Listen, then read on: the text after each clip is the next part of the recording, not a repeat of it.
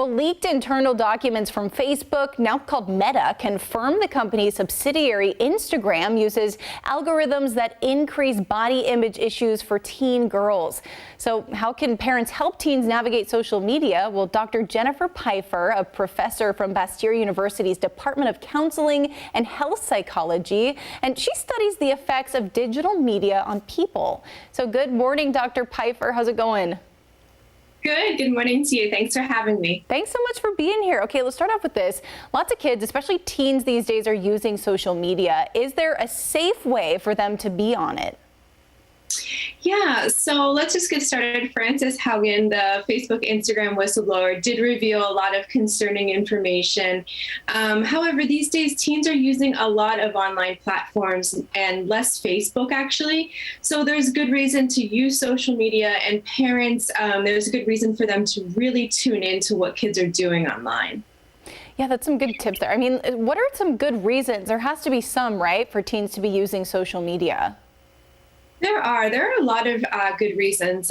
First and foremost, it's a place to connect. And so while we've heard a lot about bullying and comparing, which are downsides of social media, keep in mind that connecting can really be powerful for young people. And this is especially true for kids who may be othered or left to feel isolated. So these are kids maybe who are non-gender conforming.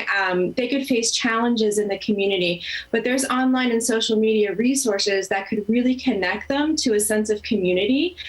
Similar experiences can be had by people of color as well. So there's connections. This could be for religious, spiritual groups, learning, language clubs, yoga, birds, chess. There's so many things out there. So specific use of social media can really be great. That instantly makes me think of TikTok, where you're scrolling and it kind of just, the algorithm helps you find interests of yours where you can do stuff like that, like learn new skills. I've seen so many recipes and stuff on TikTok. Yes, for sure. The recipes are really a lot of help for many people. Okay, well, this question applies to people like myself that work in the TV industry, but also everyone right now. The pandemic has pushed most of us into meetings and classes online. So when you see yourself on camera, that has an impact, especially if you're seeing yourself over and over again. So can you walk us through that from a psychologist's point of view? Sure. So this kind of cycle that we're seeing with a big increase of people being on camera and online all the time, it really takes a lot of our energy. Most people aren't even aware of the psychological impact because it's just not something we think about a lot.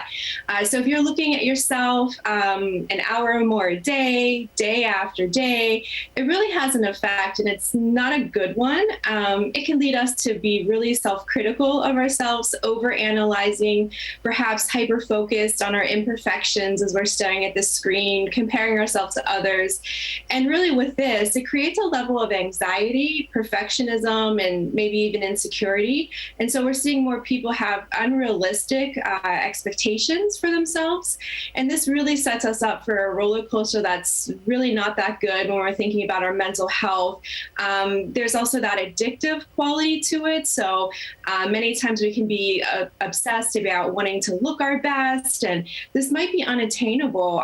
This might be our best version, but we just might not be able to achieve that. And so when we're unable to achieve this perfectionism, so to speak, it really moves us into more of a depressive state, and that's the drop, and it's a cycle. So all of these things as well, they take a lot of our energy, and this is energy on our bodies, our relationships, and really, this is just something to consider in the clinical realm when I'm working with people, asking them, what is it that you're trying to achieve? What are you investing in? And what is it getting you? Well, some really great information there and a lot of stuff to look out for. Dr. Jennifer Pfeiffer, professor from Bastyr University's Department of Counseling and Health Psychology. Thank you so much for being here with us today. Absolutely. Thank you for having me. We appreciate you.